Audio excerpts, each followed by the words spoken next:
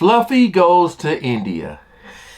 My brother Gabriel Iglesias, this brother is hilarious. I love his how he really gets into character and be doing the voices and all that. So I'm super excited to check this out. Hopefully everything goes smoothly with this. All right. Appreciate you guys coming over and watching.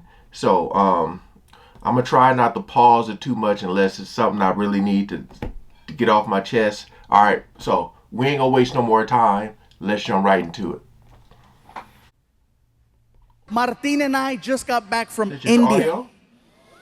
Yeah. Oh. So let me tell you, I started posting on Facebook and Twitter that we were going to go out there to do these shows. And then people started sending me messages questioning what I was going to do. First of all, are they going to understand you in India? Will they understand English okay? Will they be able to follow along with your stories? Once we got there, I come to find out that more people speak English in India than in all of the US and Canada put together. Really? Might as well throw Mexico in there for extra credit. I didn't know that. Because there's that many people, and yes, they have the internet. They got the internet, they got Bollywood, they got Hollywood. They understand American culture so much more than we understand theirs. Second thing, people tried to warn me about going over there. Gabriel, be careful. India is a third world country. Don't drink the water in India. It contains parasites that'll make you really sick. Don't eat the food from the street people, especially the street meat. It contains a parasite that'll make you really sick. And most importantly, there's a lot of crime over there. Don't stay out late. When the sun goes down. Wait, sorry. I just noticed the moon. Brother guy, it look like a damn Jordan. They always talking about the fake Jordans. Brother guy. I don't know if y'all seen that. The food from the street people, especially the street meat. It contains a parasite that'll make you really sick. And most importantly, there's a lot of crime over there. Don't stay out late. When the sun goes down, you go down. I'm like, is it that bad? Parasites. So I'm like, let me get this straight. There's a lot of crime. Don't stay out late. Don't eat any of the food from the street vendors. And don't drink the water. Why does that sound familiar? That's Mexico! Yeah. You hear that a lot. When Martin and I got over there, we found out that Indian people and Mexican people have so much in common, you guys. I'm telling you, it's insane how similar we are, especially the food. The food is so similar. For example, Mexicans love tortillas. Indian people love naan bread, which is a fluffier form of a tortilla. Mexicans love chicken. Indians love chicken. Mexicans love hot and spicy. Indians invented hot and spicy. Most popular drink in Mexico is Fanta. Most popular drink in India is Fanta. Indian people worship cows. Mexicans love barbecues. A lot of similarities. Yeah. Most of the people that I met over there were very hardworking and humble. And I gotta tell you, every time I talked to someone, I was always greeted the same way. They'd look at me, they'd put their hands together, they do a little bow, and they say, Namaste, which is an endearing hello. It's really nice and sweet. And then I noticed that Indian people, when you're talking to them, do this thing with their head, where it will begin to move side to side as they're speaking. Now, at first when you notice it, you think, oh, he slept wrong. He just got a kink in his neck. Get a Tempur-Pedic! Now, when they start speaking, their head starts moving. And I noticed this. The guy is checking us into the hotel, and he's really cool. He's like, listen, if you have any problems at all, okay, you call the front desk, you press 0. We will send somebody to your room to help you. Whatever you need, we got it for you right here, okay? It's very good. Now, one thing I notice is the more they talk and the more excited Indian people get, the more the head starts to move around. Somebody at the hotel yelled out to the clerk, that's fluff. It was another comedian who mentioned that. Where was? Oh, I went to see Joe Coy. Damn it. I forget the name of the guy. But I believe he was mixed. I think he was like Indian and something else, and he kept doing this. Okay. Okay, it's very good. Now, one thing I notice is the more they talk and the more excited Indian people get, the more the head starts to move around. Somebody at the hotel yelled out to the clerk, "That's Fluffy." And the guy was like, "Oh my God, I don't believe it. I can do it. I thought it was you. I thought it was you. Oh my God, I cannot believe it. This is so crazy. Oh my God, Fluffy, Fluffy, Fluffy." Like Bill Cosby. Even crazier than that is that the mouth is actually connected to the neck. When the mouth stops moving, the head stops wherever the mouth left off. And when you see Indian people talking to each other, you can see it. Okay, let me tell you something. Okay, okay, hold on. Wait, hold on, wait, okay. Like if you're Indian and you stutter, you are so screwed. Somebody stop him! Oh, man. I'm not gonna lie, you guys. When I first saw this happen, I thought it was hysterical. I thought it was funny. But then I started thinking about it. Head movement is just a form of expression. No matter where you live in this world, people express themselves in their own unique way, whether through facial expressions, hand gestures, body movement, extra words. Everywhere you go, things are different. And that's just how they express themselves in India. Right. Now, back to the whole Indians-Mexican thing. That is something else that we share in common with Indian people. Head movement. Now, some of you in the building tonight are like, "Stupid. We don't have head movement." Yes, we do. It's a little different. See, with Indian people, the head movement is side to side. Mexicans, our head movement is front to back. The difference between that is that with Mexicans, we have to be very, very upset in order for you to see the head movement. Otherwise, you can't tell. With Indians, it's all the time. "Oh, today is such a nice day. It is such a beautiful day today. I'm so happy. It's very nice, very good. Oh my God, I can't believe it's so nice. It's such a pretty." Mexicans, when we're mad, that's when it comes out. For non-Latinos, hey, trust me, you cut off a Mexican in traffic, see what happens. ¡Sácate, pendejo! ¡Lárgate, cabrón! ¡Quítate, desgraciado!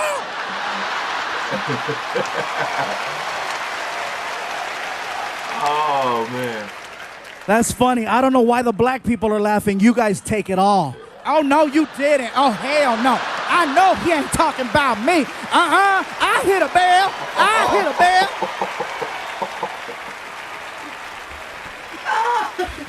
Yep. I made myself dizzy doing it. I was wondering if you was going to do that. So let me tell you guys. I love that sign. Unity through laughter. Love that sign. If you ever get the opportunity to travel to India, I encourage you to check it out.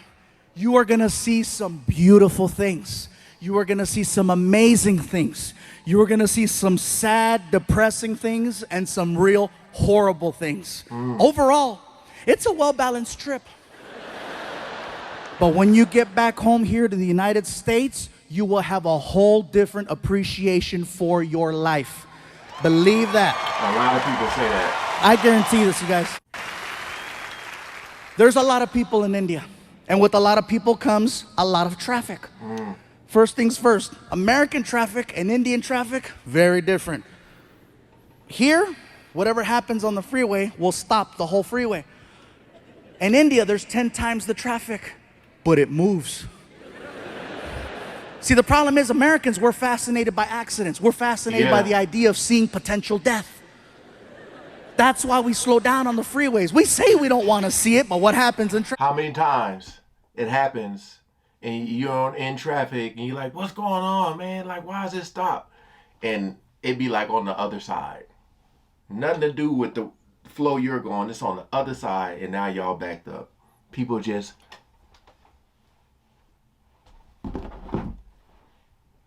You know what I mean? He's right. You know, what's going on over there? There doesn't even have to be a collision. You could be on the 101 freeway and a car has a tire blowout and it spins. doesn't hit anything. It's now facing oncoming traffic. You know what happens to the rest of the freeway? Even on the other freeway where there's no accident. And again, what's going on? What's going on? I'm sorry. Hey, somebody might be dead. Sorry. In India, if there's an accident in the middle of the street, you know what they do? They drive right around it. They don't stop. And it's not that they're not sensitive to the situation. They are. It's just that there's so much chaos that happens on a regular basis. They just need to get to work. They do see what's happening. And believe me, they're heartfelt. You know, they'll drive around. I'm so sorry for you. Nothing stops the flow of traffic in India. They need to get from point A to point B. And so they go. If there's an accident, they drive around. If there's something blocking the street, they get on the sidewalk to go around. It's amazing the way they drive. And here's something else. No one uses turn signals over there. Oh, no. No one uses turn signals. They use a horn. Now, if you go to India tomorrow, from the time you get there to the time you leave, you're constantly going to hear a horn. It's an actual language when people are driving. I'll show you. You're driving? Car on your right. Car on your left. Light up ahead. They talk to each other while they're driving, and they barely miss each other every single time. Also, you'll be on the 101 freeway here, and there'll be 6 lanes. In India, you'll see 6 lanes, but guess what? You'll see 12 cars across. Yes, they have lines, but they're basically there to let you know more or less the direction you might want to go in. Man. They're this close to each other. And even at the light, they communicate. You see everything. Cars, trucks, vans, motorcycles, pedestrians, cows, children, all waiting for the light. And they talk at the light with the horn. Very good, you can go, you can go. Welcome, you're welcome, go. Damn. Nothing stops the flow of traffic over there. Indian people drive. Think of ants. You know how ants travel in a straight line? Okay. And if there's something in the way like a rock, ants will split up, go around the rock and reunite or climb over the rock. Worst case scenario, they dig a hole and go under the rock. That's the mentality of driving in India. A man can get shot in the middle of the street. People just look at each other. Somebody pick him up. Man. And they'll drag his ass onto the sidewalk. And if there's an accident and they need to get around, guess what's gonna happen to that guy on the sidewalk? Nothing stops the flow of traffic in India except a cow. Now, I know we've always heard the stories and the jokes about, oh, Indian people don't eat hamburgers. I asked the question and I found out. It's believed that cows are people who have died and they've been reincarnated and their new life is now the cow, which is why they don't eat them and why they give them all the love and respect in the world over there. I saw this firsthand. There's a cow crossing the street while we're driving. And the cows know, they're cocky. They know that they can cross. This is crazy. All the cars, and the cows out there all cocky. Gling, gling, gling, gling.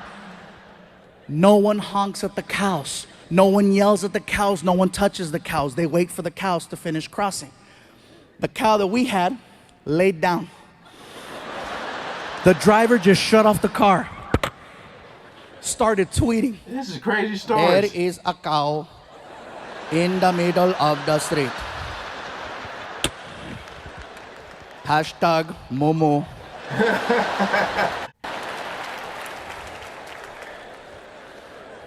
I asked the driver, what's going on? Sir, there is a cow. I see that there's a cow. Are you gonna honk at it, go around? What's gonna happen? We cannot honk at the cow. We must wait for the cow to move. You're kidding. I am not kidding. We must wait for the cow. We drove past a dead body 15 minutes ago. That is probably him. Big cow. Wow. Like seriously, the driving situation over there is so intense, you guys. One morning, One morning while we're there, I needed to get to the airport fast because I overslept. And so I get in the cab and I hand the driver a $50 bill. And I go, sir, I am running very late. I need to get to the airport as soon as possible. Whatever side street you have to take or back road, I'm all for it. Whatever you have to do, let's do it. And I hand him the money and he goes, very good, let's go. And we take off. The guy is hitting anywhere from 50 to 70 miles an hour on the street. Sheesh. We are making incredible time. I notice that we're heading in the direction of a red light. You ever been in a car with someone and you're paying attention to what's going on and you notice that you're about to hit a red light and you know how you start to mentally and physically prepare yourself for the deceleration of the car? Yeah. And you start anticipating the pressure from the brake. And if you don't get the sensation of slowing down by a certain point, all alarms go off in your head and you sock the driver in the chest. Not only did I not get the sensation of slowing down, I got the opposite. He gunned it towards the light. And it caught me off guard. I couldn't even scream. I was like, and then I got air. Hey, pull over, pull over. He didn't even know what he did. He looks at me, he goes, what is wrong? What do you mean, what is wrong? Dude, didn't you see the red light? As calm as can be. Didn't you see there was no one there? You told me, whatever you have to do, okay? Whatever you have to do, you do. Do you want to yell or do you want to make plain? He made a good point. I sounded like a third grader. I want to make plain. Like seriously, that's a video game I want to see. I want to see Grand Theft Auto India. Wow. It was so crazy, you guys. And this is just us being there. I haven't even gotten to the part of us performing. We were in Mumbai, Bangalore, and Delhi. Okay, these three places is where we went to perform. Mumbai and Bangalore, the shows went over very, very well. Okay, there were about 1,500 to 2,000 people, which is amazing for a few going over there. I was like excited, yes. And then we get to Delhi. And when we got to Delhi, you guys, it got a little crazy.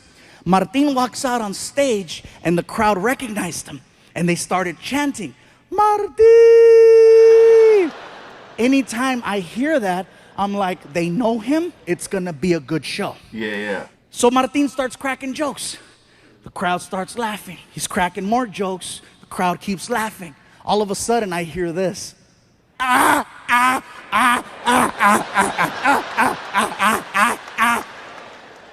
Martin doesn't say a word to them. He gets off stage, next comedian comes out, and then Martin comes over to me and he says, bro, I don't know what's going on, man. I don't know what's going on out there. There's these three guys in the front row. They're laughing like Klingons from Star Trek. I'm not going to address them. I'm going to save them for you. I was like, oh, thank you. So then Martin goes back out there on stage. And he introduces me. Ladies and gentlemen, Gabriel Iglesias. And then I run out on stage. And the crowd started chanting, Fluffy, Fluffy. And I was like, whoa, what's up, Delhi? And I start cracking jokes. Start getting laughs. Start cracking more jokes. Start getting more laughs. And then it happened.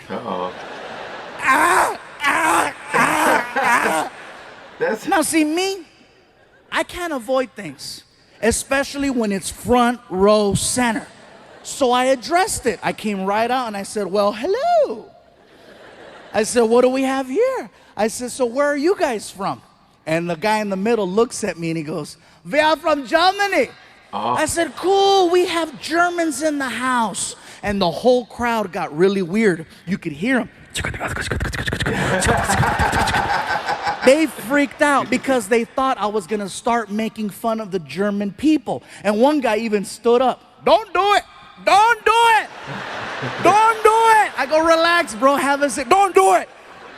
I'm not gonna make fun of the German people. That's the last thing I wanna do is offend them. I don't wanna end up outside in an alley somewhere freaking in 2 hours. And this is the last time we are going to tell you, do not make fun of German people. As I'm doing this joke, about a German kicking me on the floor with the accent. Here's where it gets crazy. I get hit in the side of the head by a bat. Listen to what I just told you, Bay Area. I get hit in the side of the head by a bat. Not Major League Baseball. I'm talking about, I'm gonna suck your blood. Wait, what? In India, there are millions and millions and millions of fruit bats.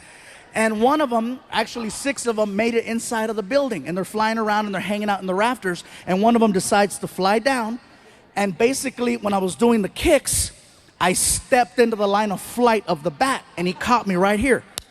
I'm like, what the hell? And I look up and you see it and you can hear it. That's crazy. The Indian people saw that and they freaked out. They were yelling, they did it.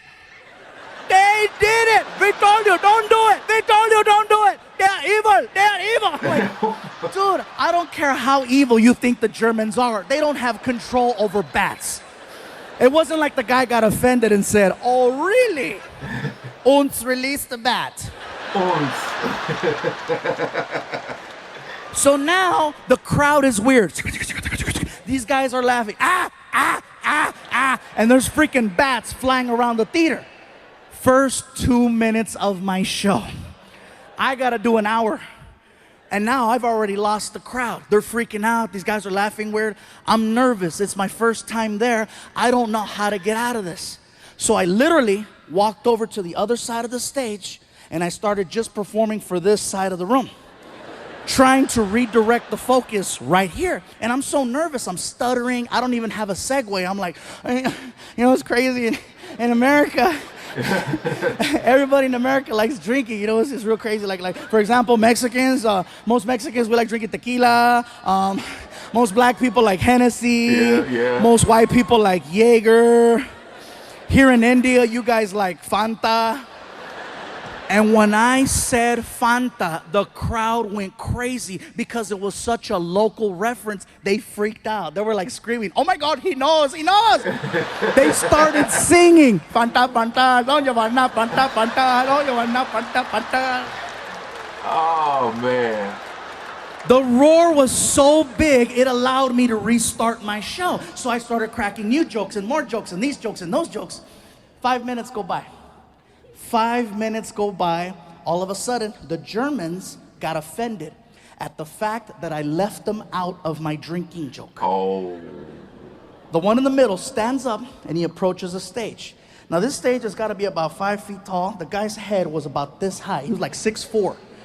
He looks at me and he starts pointing and he's yelling, hey, fat man! Fat man! What about us, huh? What about the Germans? What do we drink? I was like, dude, that was like 5 minutes ago. We were giving you a chance. What do we drink? I'm like, first of all, sir, I apologize. I'm really nervous right now. I had no idea there was going to be Germans here tonight. Yeah, felt like Poland.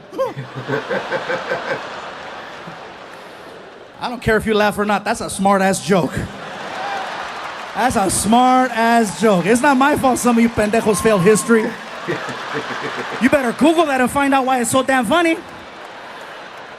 So, all the older white people are, God damn it, yeah. So anyway, so I'm standing there and I go, listen, sir, you need to have a seat, okay? The people are getting nervous. You need to have a seat so I can finish the show. And the guy, he refuses. He says, I will not sit down, fat man, until you tell us what we drink.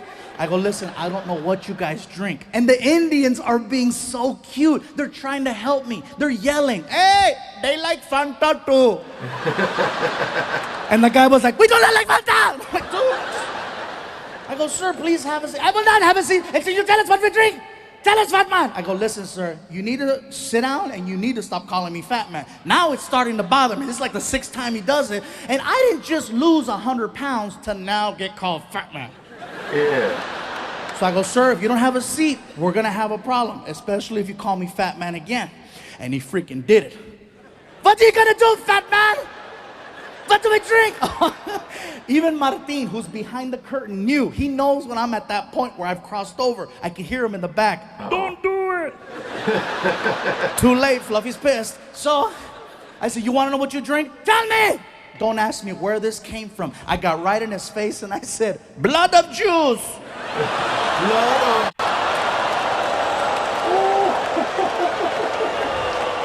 Yo.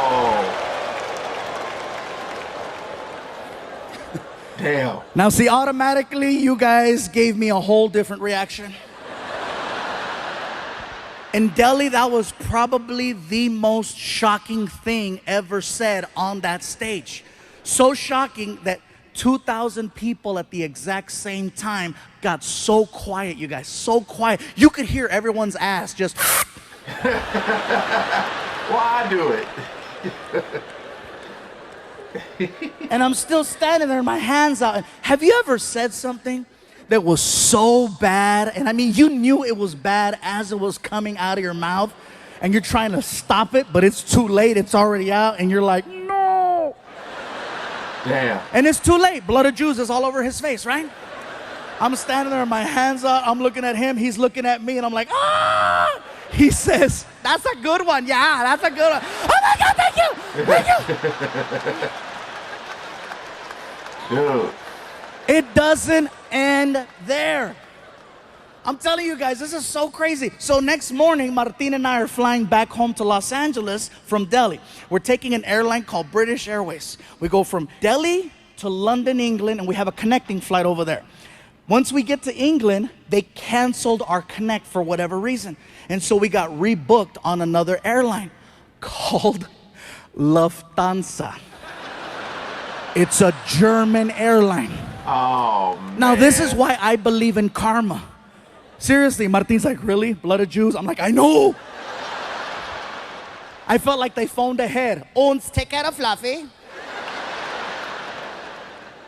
So I put down my credit card. I made sure that Martin and I got upgraded to at least their business class because it's like a long flight. And so we're in there, we're on the plane, and the plane takes off. About 20 minutes into the flight, we're just sitting there, we're laughing. And the flight attendant, she starts coming down the aisle with the little cart. Okay, she's coming down the aisle and she sees me and she goes, hello, sir. Do you have a preferred drink of choice today? Martin looks at me, taps me in the chest, and he goes, hey, tell her. His brother's accents, man. Tell her, bro. Come on, ask for it. If anybody has it. Dude, shut up. And then she looks at Martin. Sir, do you have a preferred drink of choice? And Martin's like, yeah, you guys got blood of...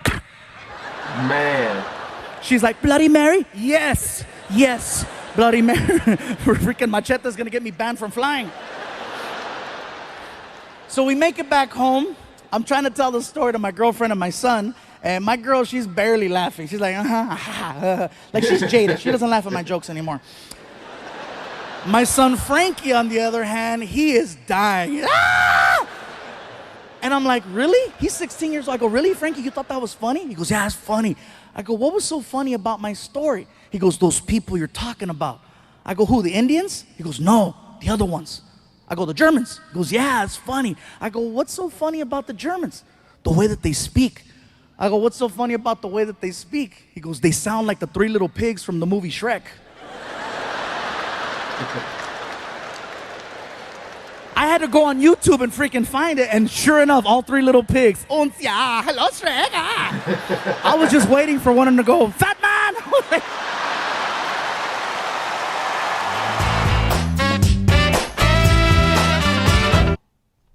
I love comedy when it's like stories and it builds you up. But like the thing about him, I remember when we saw Joe Coy. He surprised the audience and brought out Fluffy. But the thing about him, man, his voices that he do are so like perfect. I mean, he can go in and out of them from one character to another character, man. It's crazy. But this was a crazy story, man. Crazy story. I know there's a lot of truth in there too. A lot. Because you can't just come and make up stuff like that, man. Especially talking about like, India or just any other place. You got to be talking facts, because people will come in there and they be like, This ain't the way we do it. My old neighbors used to be Indian. They had left um, a while back. Really, really good neighbors. Really cool, fun people. Really nice and quiet. Um, but yeah, I love this story, and I just took you on this journey, man. But hey, appreciate y'all watching. Hope y'all enjoyed. Peace out.